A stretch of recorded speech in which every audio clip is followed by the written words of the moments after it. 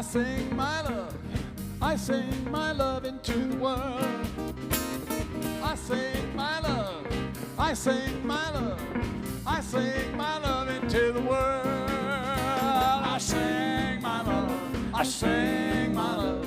I sing my love into the world. I sing my love. I sing my love. I sing my love into the world. Dance my joy.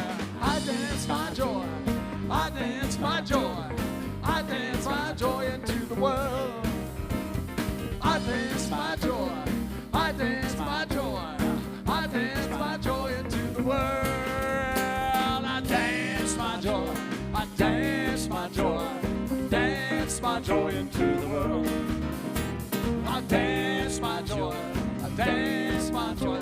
I dance my joy into the world. I live my peace. I live my peace. I live my peace. I live my peace into the world. I live my peace. I live my peace. I live my peace into the world. I live my peace. I live my peace. I live my peace into the world. I live my peace. I live my peace. I live my peace into the world. Sing my love. I sing my love. I sing my love. I sing my love into the world. I sing my love. I sing my love. I sing my love into the world. I sing my love. I sing my love. I sing my love into the world. I sing my love. I sing my love. I sing my love into the world. I sing my love. Sing my love. Sing my love into the world.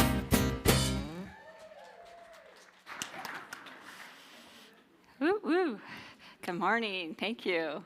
Sending our love into the world. We need a lot of that right now. Thank you so much. Welcome. Good morning, everyone.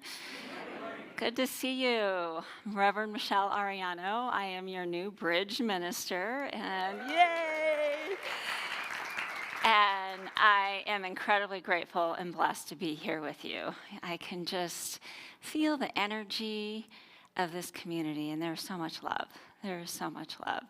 And so we continue to ride those waves of love together. Welcome to Centers for Spiritual Living in Colorado Springs. We are an inclusive community. We accept all paths to God.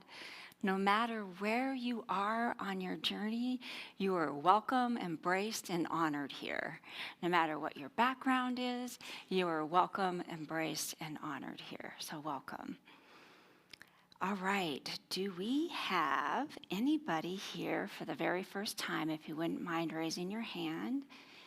Oh, we got some newcomers over here. We have some welcome flower for you. And if you leave your information, we can give you more information. Thank you for joining us. All right, at this time, we would like to invite our children, parents, grandparents to stand so we can acknowledge you and show you some of the CSL, CS love and appreciation. Let's give them a round of applause. We got kiddos today, woohoo! All right, so let us bless you, and we can reach our hands out to you. We bless all the children in our community and the world. We love all the children. We know the truth of who we are. All children are unique expressions of God, and we are grateful to have children in our lives, and so it is. And now this is the time for the children to go downstairs and have some enriching, fun programs. And now is the time for the congregation to greet each other. I love how many people we have here, so embrace each other in this moment.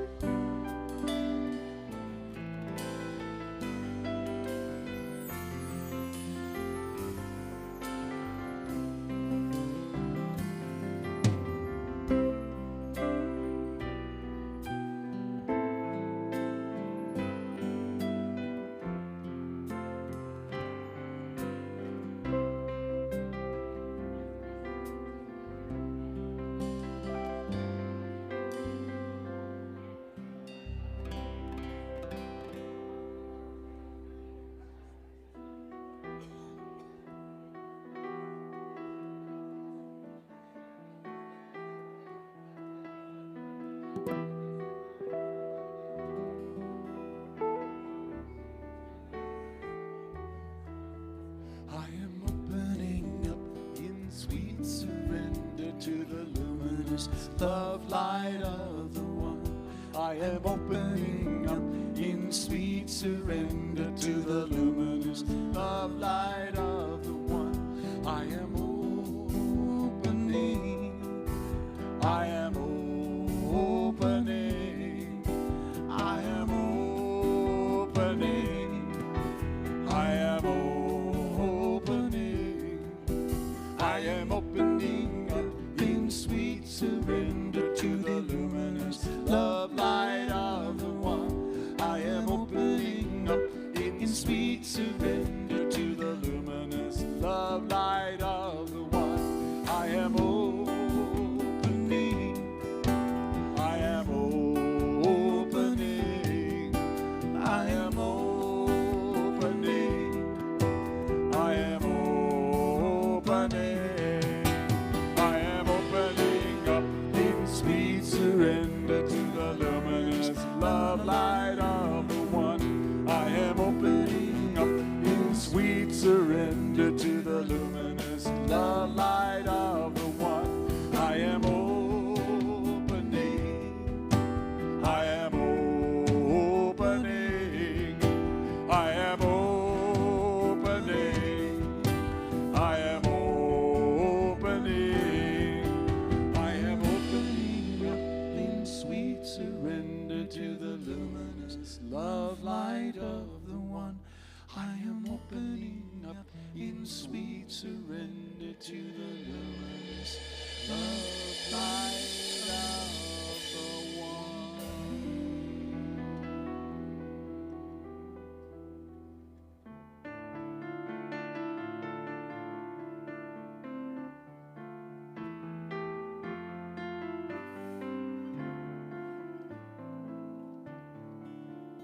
I can feel the power of love inside me. Feel the power of love. I can see the evidence around me. We are the power of love. And my eyes are open to the truth I now embrace. And my heart is open by spirit and by grace. I can feel the power of love inside me. Feel the power of love. I can see the evidence around me. We are the power of love. And my eyes are open to the truth I now embrace. And my heart is open by spirit and by grace. I can feel the power of love. Feel the power of love. I can see the evidence around me. We are the power of love. We are the power of love. We are the power of love.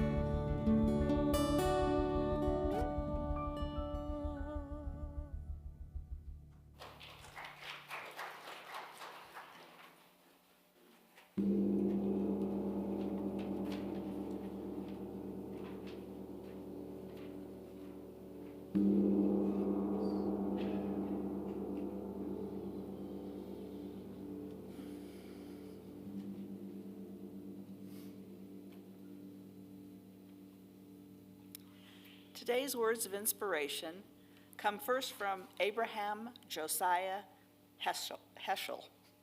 The greatest hindrance to knowledge is our adjustment to conventional notions, to mental cliches. Wonder or radical amazement is a prerequisite for an authentic awareness of that which is. Wonder rather than doubt is the root of knowledge. By Stephen Charleson, Episcopal Bishop. The tipping point of faith is a threshold of spiritual energy, where what we believe comes into action. When the power is released, There is no stopping it, for love is a force that cannot be contained. And from our founder, Dr. Ernest Holmes, there is that within every individual which partakes of the nature of the universal wholeness, and insofar as it operates, is God. There is that within us which partakes of the nature of divine being, and since it partakes of the nature of the divine being, we are divine. Please pray with me. As we close our eyes and simply allow ourselves to take in that beautiful breath of God, that breath that breathes us as we breathe it, as I recognize the beautiful journey of life centered in God. God is in all things, through all things, as all things. I'm reminded of God as I look into nature and see how nature knows just what to do, because nature is tuned in, as are we. I recognize God in the face of all I see, in the smiles that greet me, in the hands that I hold, knowing it is all good and it is all God. And it is in this goodness of God that I know I am a unique, individualized expression of God, as are we all, as we express God in form as only we can do. And so as we step into service this morning, I'm just reminded of the beauty of this sanctuary, of this community, as I love and bless each and every one of us. I bless the volunteers that work throughout the week. I bless the volunteers that are here on a Sunday morning to greet us, to inspire us with the love that they show. I'm reminded of the office staff and all they do during the week. I'm blessed by the musicians with the voices of harmony as their instruments play in beautiful rhythm. And I'm blessed by the practitioners that show up each and every Sunday, holding this place in consciousness, knowing the highest and best continues to unfold in love. And I bless those down with our children, as they are there to remind them of who they really are. And I bless Reverend Michelle as she comes up here full of vibrancy and awareness and love. And I know she speaks the words we need to hear as we capture those nuggets. And so for all of this, I simply say thank you, thank you, thank you, God, as I lovingly release these words into the ever-active law of mind, knowing what has been spoken, has been heard, has been acted upon, and is already so. And we ground this by saying together, and so it is. Amen.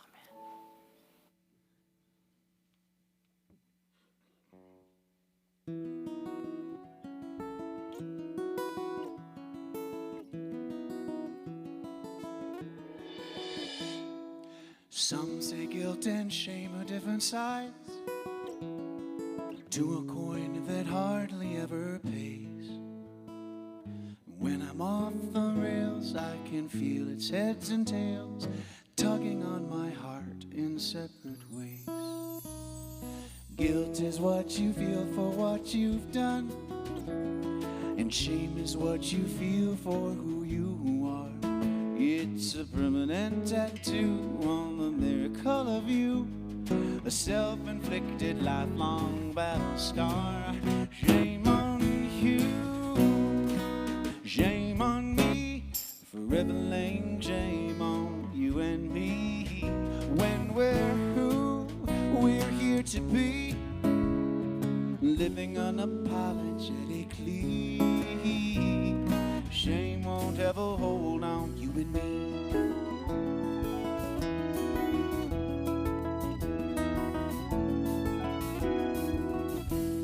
From many years I found it hard to move.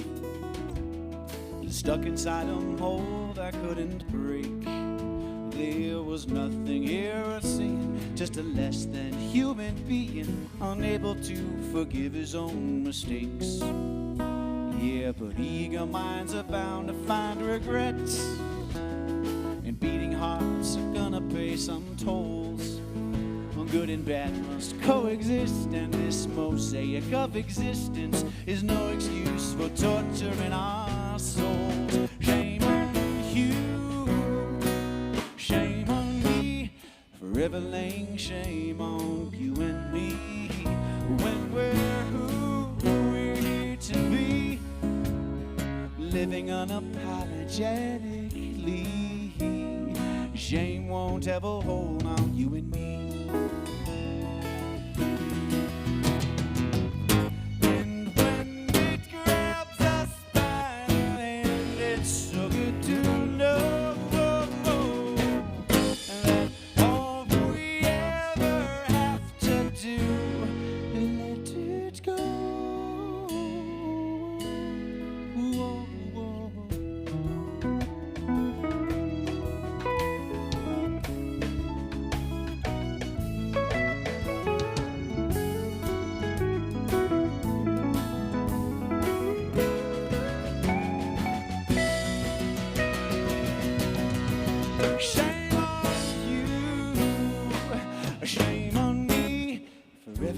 Shame on you and me.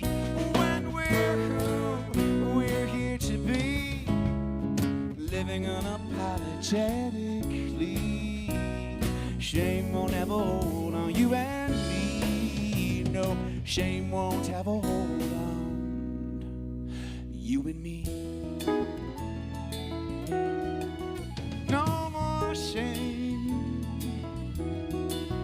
no more shame, no more shame.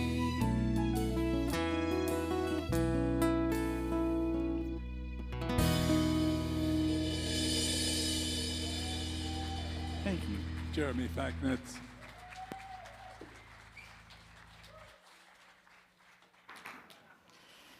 No more shame. I love it. Just let it go. Great job. Thank you. Okay, let's see here. Oh, there's the first slide.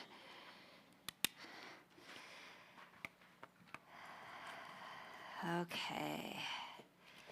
So, February. Welcome to February, everyone. This is a month, right? We got the heart month, right? The love month, Valentine's Day, which is, I think, about loving ourselves just as much as it is about loving anything else.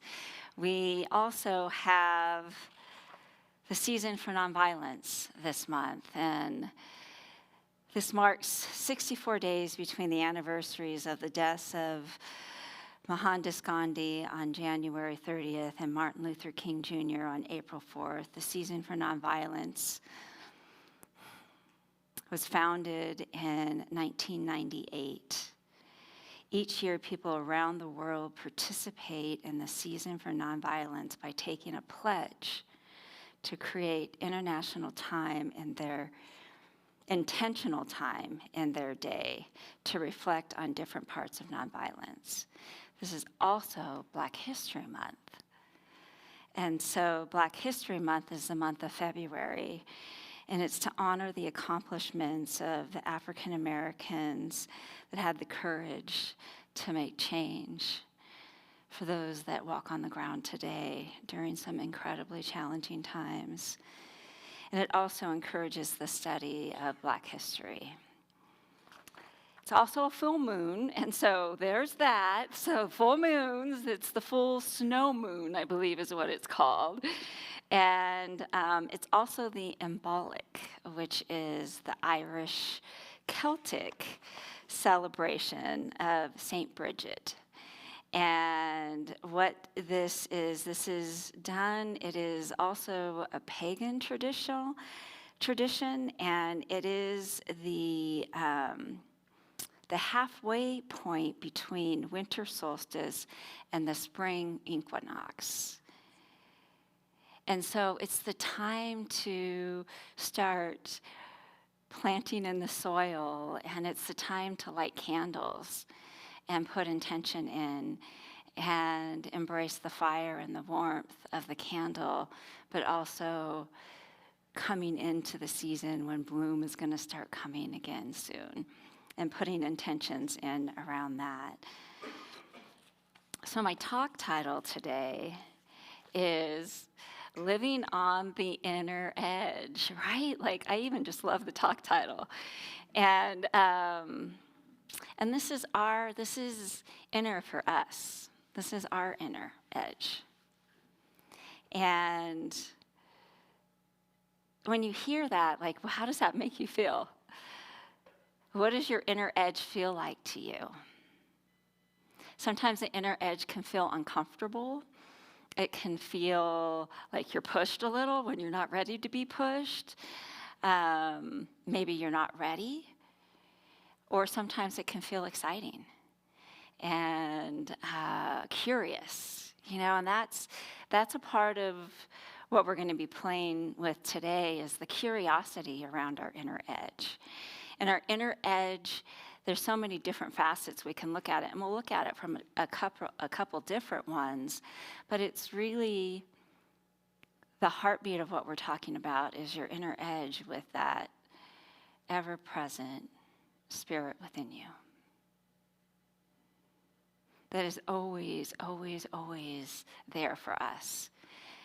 And that there is this beautiful voice. Sometimes we call it the heart, the soul, intention, spirit moving through us, that is always there, that is always cheering us on. And sometimes I feel like nudging me on a little bit for what's moving through me, because what I am finding and what I found in this teaching is I finally could hear it. Because I had so much chatter in my head that it was hard to get quiet enough to hear it.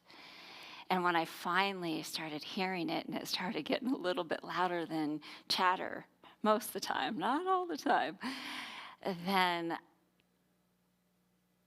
it brought on a new life for me. And I bet you a lot of you can relate to that. Sometimes I don't listen. Sometimes it takes me a while to listen. But when I do, I move back into the flow and alignment with life. And when I don't, it doesn't go away. It's still there. And so what does that look like for each of us? A part of this monthly theme is embracing the edge. And the global theme for the year is open at the top. And so I feel like there's an openness to this, because for me sometimes in that inner edge of listening, I question it. And if it's really big, I wonder if I'm ready for it, or if I'm all that it's asking me to be. And that moves into a space of trust too, which we'll get into a little bit more. So part of the theme for this month is quoting from Howard Thurman.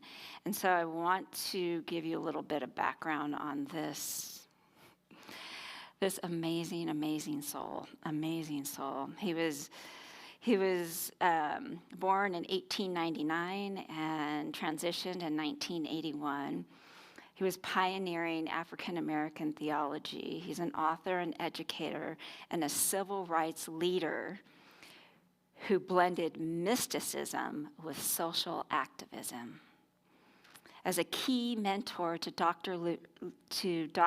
Martin Luther King, he provided a philosophical framework for nonviolent resistance. I wonder why he's chosen for this month, which is just absolutely perfect. He co-founded the first major interracial church in the United States and served as a dean at Howard and Boston universities. So my first quote, it's kind of hard to read. Sorry, it's a lot. The quotes are a little, but I'll read it really well, so hopefully you'll be able to feel the sense of it. Fierce indeed is the grip by which we hold on to our lives as our private possession. The struggle to achieve some sense of individuality in the midst of other people and other things is grim. We are always surrounded by persons, forces, and objects which lay siege to us and seek to make of us means to their own ends, or at least to their fulfillment. The demand is ever present to distinguish between self and the not self. There are moments of enthusiasm when, with mounting excitement, we absorb ourselves in something beyond ourselves. But after this happens, we fight at length to get back home, to come again into the familiar place, to be secure in our own boundaries again and again. The process repeats itself, wearing down the walls that shut us in. Wearing down the walls that shut us in. Howard Thurman, The Inner Journey.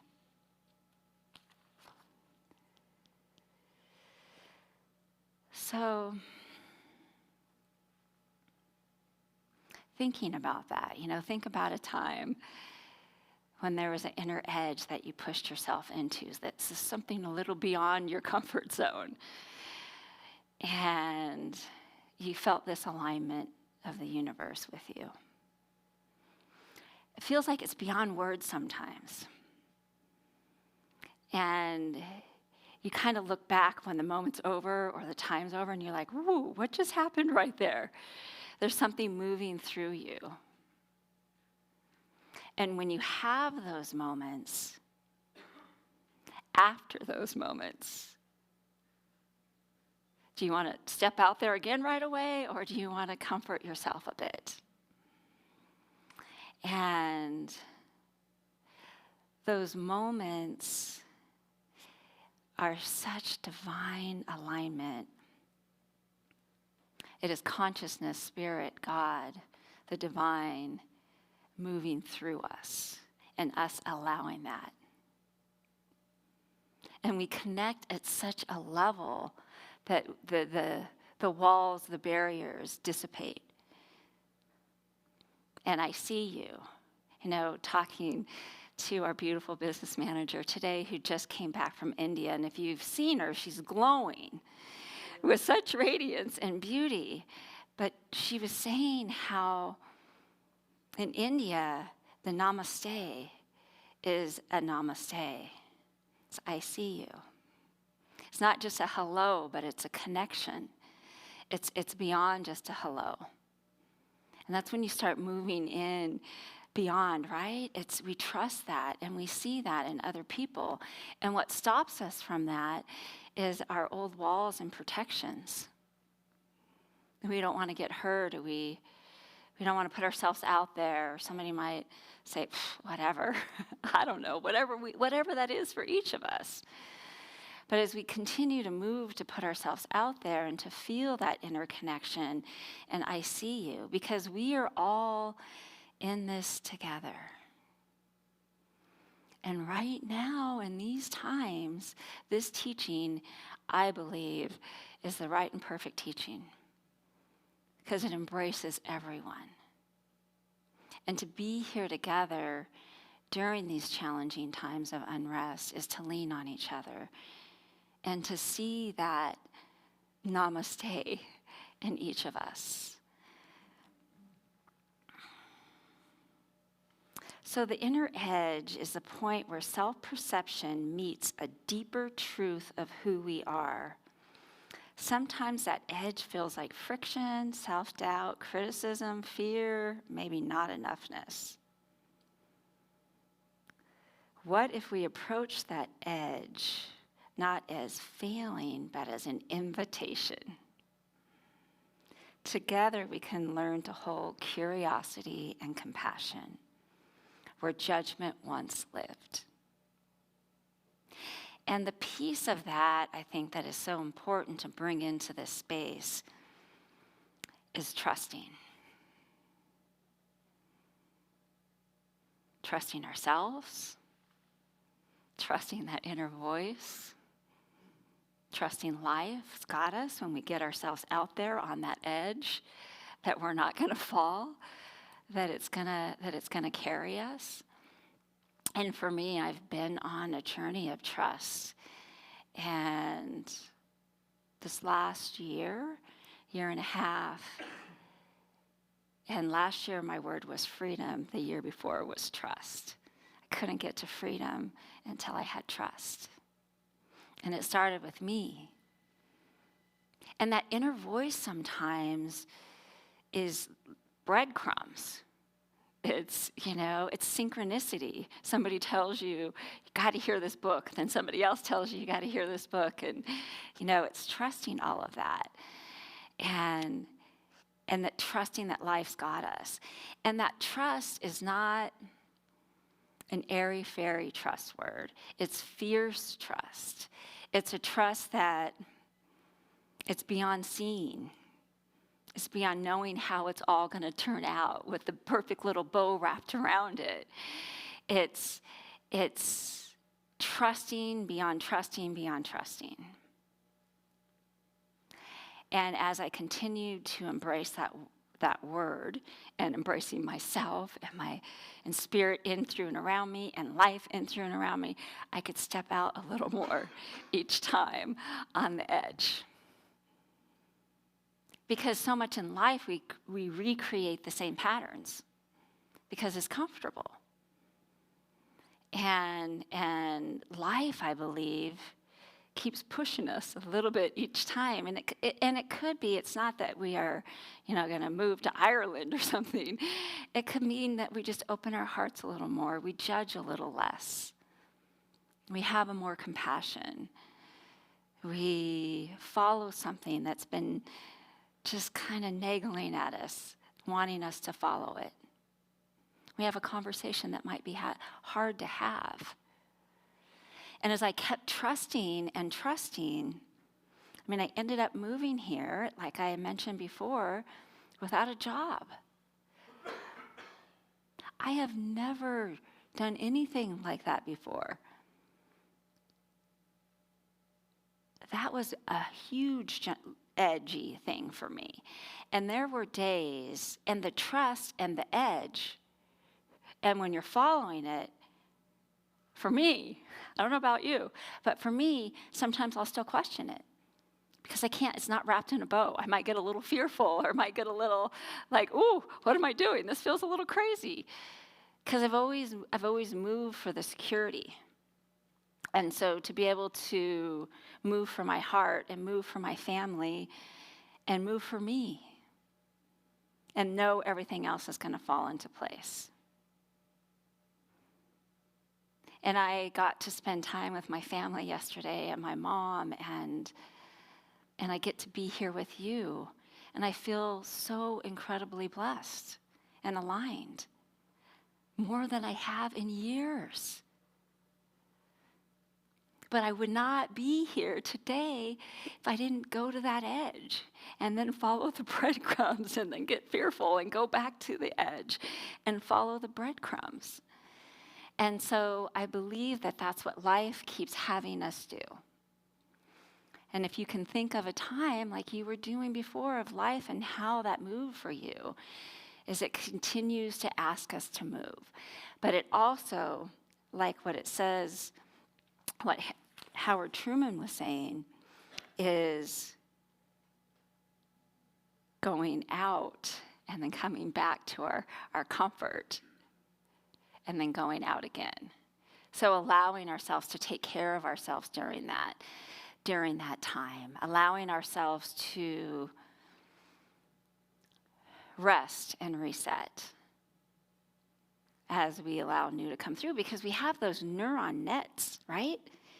So those neuron nets are repeated patterns. So like driving to, home every day and driving to work, or like certain things that we do, we're conditioned, and we can change that. But it takes that unwavering persistence to move about things when we're ready for something new to come through and into our lives. And I always believe that comes back to greater love because we're working with spirit here. So the comfort zone, I want to talk about that a little bit more. So this was, I in business, I've gone to several leadership trainings over the years. And this is where I first saw this. And so I'm thinking about this from an education and a psychological perspective, is where our comfort zone is, where our stretch zone is, and where our panic zone is. And so in our comfort zone, we like things to be stable, and we like things to not be too rocky or too shaken up. And that's a beautiful zone to be in. I mean, I got to tell you, like my bed and my bathtub, there's certain places, my comfort places, that I revel in. And so I do like it. But for me, as I move to my stretch zone, I can appreciate my comfort zone even more. And then when I go too far and I hit that panic zone, it's like deer in headlights for me. I don't know how many of you can relate, but if you stretch out there too far and you're not taking care of yourself, I also think about it as root to rise. Root to rise. And so to be able to find that spot that is your comfort zone and your stretch zone, and knowing if you start to hit your panic zone, that you can come back in. That you can come back in. So for me, the science of mind principles fit into this so divinely well, because it is spirit. We are spirit in action. And spirit moving in, through, and around us. Spirit knows only perfection. This isn't a call to pretend we're flawless. It is to see ourselves through the lens of divine wholeness. To see ourselves through the lens of divine wholeness. What does that look like for us?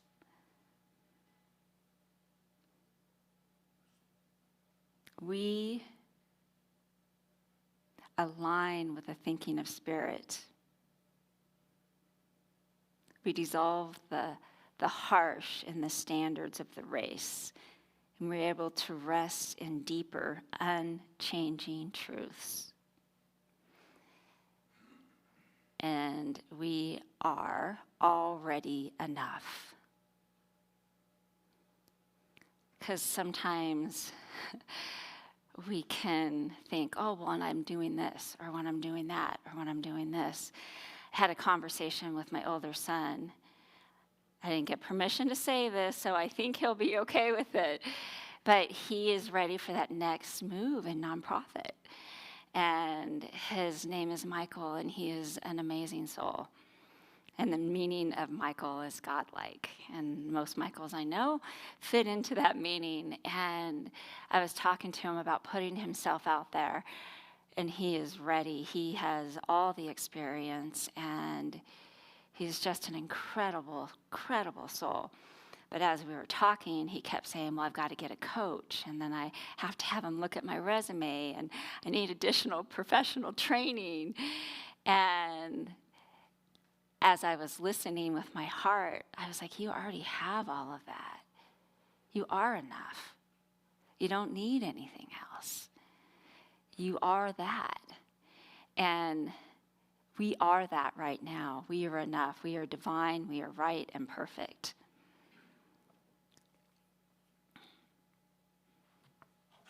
So another quote from Howard Thurman. We have externalized our lives to such an extent that more and more, the only real things seem to be what we can touch, see, hear, taste, and smell. As long as we are dealing with objects at the level of the senses, we think that we are on the ground and that this is safe and therefore certain. What is forgotten is the fact that life moves at a deeper level than the object and the data of our senses. We are most alive when we are brought face to face with the response of the deepest things. In us, the deepest things in life. And it is that aliveness. It is that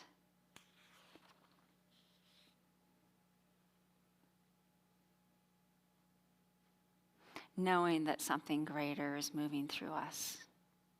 It's like the divine synchronicities that we see day in and day out.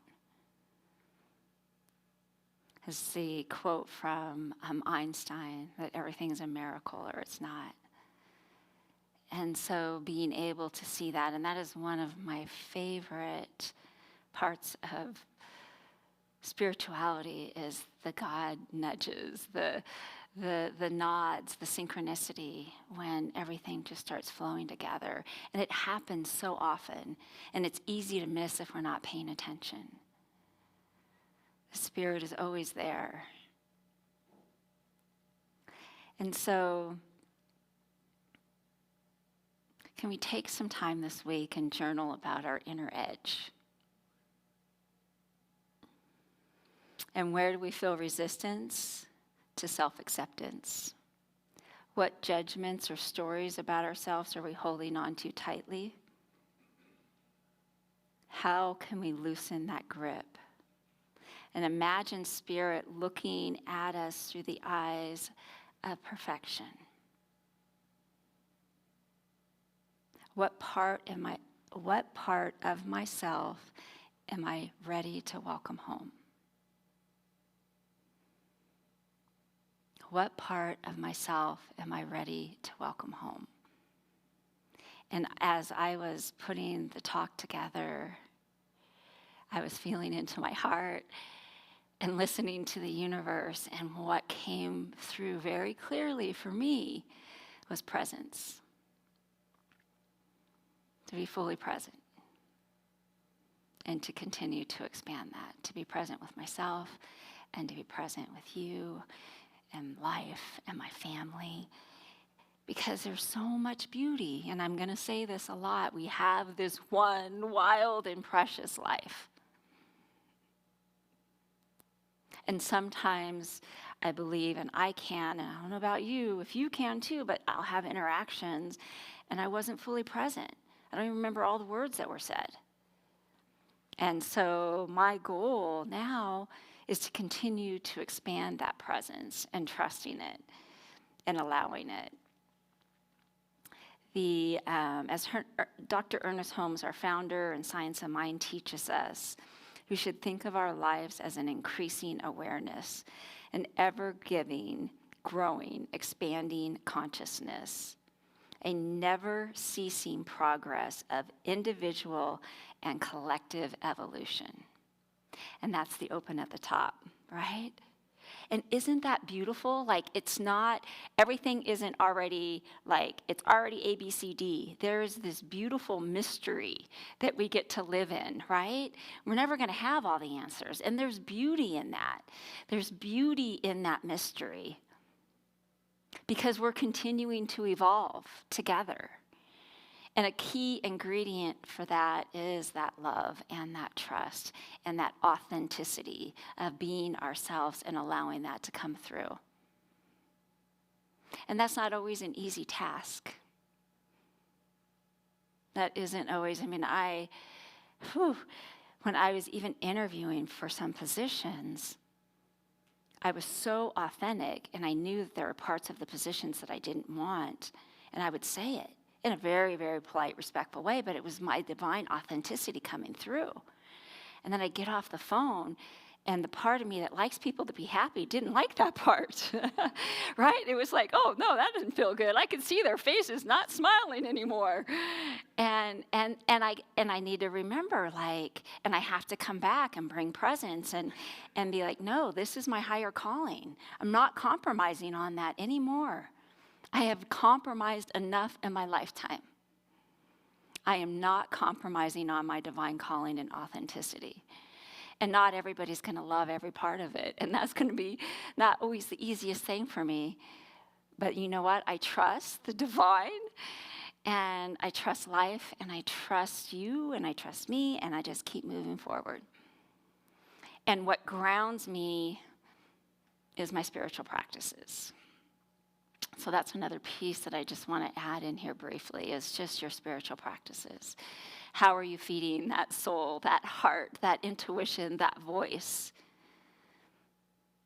How are you continuing to align with that has? Because sometimes it's easy to get swept off into life, right? And all of a sudden you're like over here, and you're like, wait, I wanted to do this over here. I don't know if any of you can relate to that either. I'm sure a few of you can.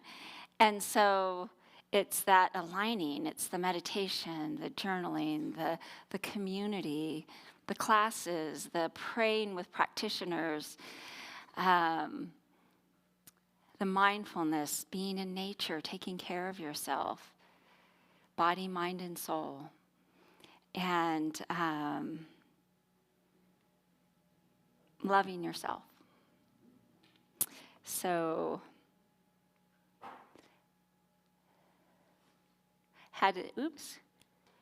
see if it goes back.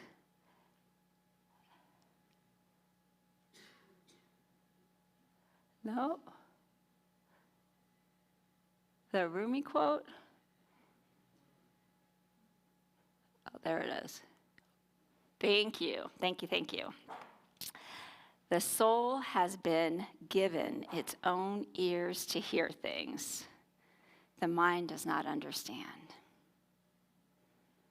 The soul has been given its own ears to hear things the mind does not understand. And that is kind of like playing in the mystery, right? It's getting into the mystical a bit. And that's a beautiful thing, because it continues to astonish me. And I'm sure a lot of you can relate to that.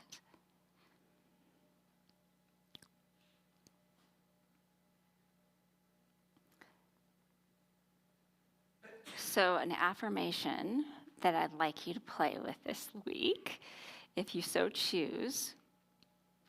I am whole, I am enough, and I am loved. Can you say that with me? I am whole, I am enough, and I am loved. So what lives beyond judgment? Self-judgment, judgment for others. What lives beyond that? And when we feel triggered and when we feel we want to judge ourselves, we want to judge others, can we take a pause? Can we take a breath and really go back in and see what's going on? And then the final quote that I have is one of my all-time favorites. One of my all-time favorites. Keep fresh before me the moments of high resolve. I might get a little teary-eyed. That means my heart is overflowing and my eyes are leaking, because this quote really touches my soul. Keep fresh before me the moments of my high resolve. Despite the dullness and the bareness of the days that pass, if I search with due diligence, I can always find a deposit left by some former radiance. But I had forgotten. At the time, it was full-orbed, glorious, and resplendent. I was sure that I would never forget. In the moment of its fullness, I was sure that it would illuminate my path for all the rest of my journey. I had forgotten how easy it is to forget.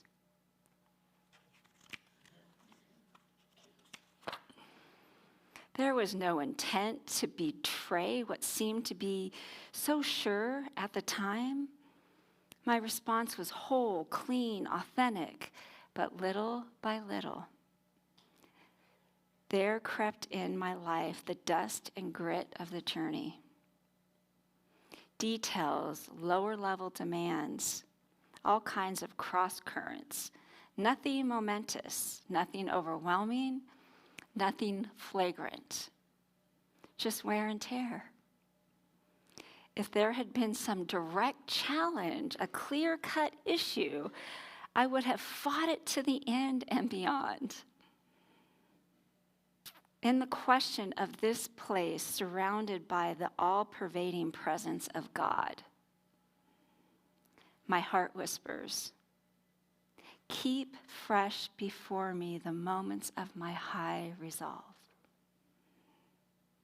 That in fair weather or in foul, in good times or in tempests, in the days when the darkest and the foe are nameless or familiar, I may not forget that to which my life is committed.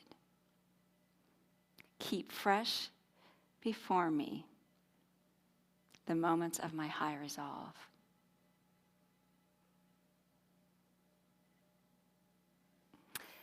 Something that we did when I was in practitioner studies, and it touched my heart in such a deep way.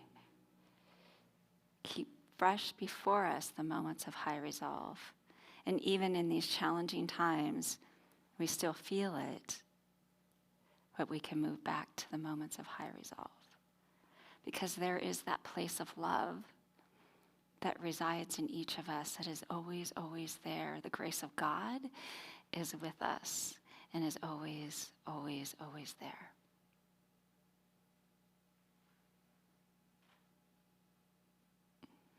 So let's remember that we are enough, that we are loved, that we can play with our edges and be curious, and that we can pause when we get hard on ourselves.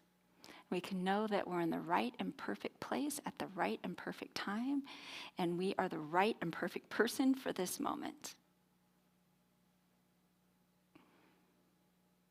And that God's got us every step of the way. And so it is. Namaste.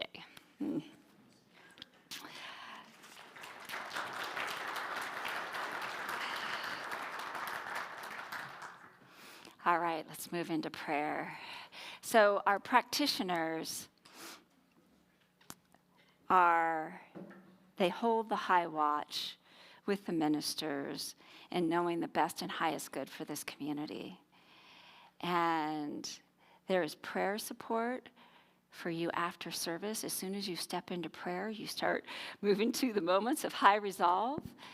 They are beautiful, committed beings that are here holding the best and highest for all of us. So know that when you move into a space with a practitioner, that you're moving into knowing your highest good. All right, so knowing that it is all God, that it is all good, that it is all right now, that Spirit moves in, through, and around each one of us. That Spirit, God, Divine, has us every single step of the way. And when we move out into those edges of life, we allow Spirit to guide us, to hold us, to walk us through it. And when we come back and we root to rise like a beautiful tree, we allow ourselves to savor that space and to step out again when life and Spirit is calling us to step out again. Knowing that love holds each of us, that we are connected in this oneness, that we are love. It is divinely who we are. We are love, we are life, we are consciousness, and it is good, it is God, and it is right now, and we are enough. We are what the world is calling for right now in this time. And in this knowing, I give great thanks, and we hold the love of Spirit in our hearts, and we send that out into the world right now. And in this love, we say, thank you, God. Thank you, life. Thank you, love. Thank you, edges. Thank you, high resolve. And thank you to this beautiful community. It is good. It is God. It is right now. And I release it into the universal law, knowing that it is done, whole, and complete. And together we say, and so it is, and so it is. Am I strong enough to bear the burdens that sometimes come living this thing called life. Am I wise enough to make the right decisions when I'm standing at the fork in the road? Sometimes I wonder and ponder, only to realize I'm not alone, and there's nothing I have to do on my own, because I am a place where God lives, moves and breathes and has its being. I am the place where God shows up. I am the place where God lives, moves and breathes and has its being. I am the place where God shows up. I am the place where God lives, moves and breathes and has its being. I am the place where God shows up. I am the place where God lives, moves and breathes and has its being. I am the place where God shows up.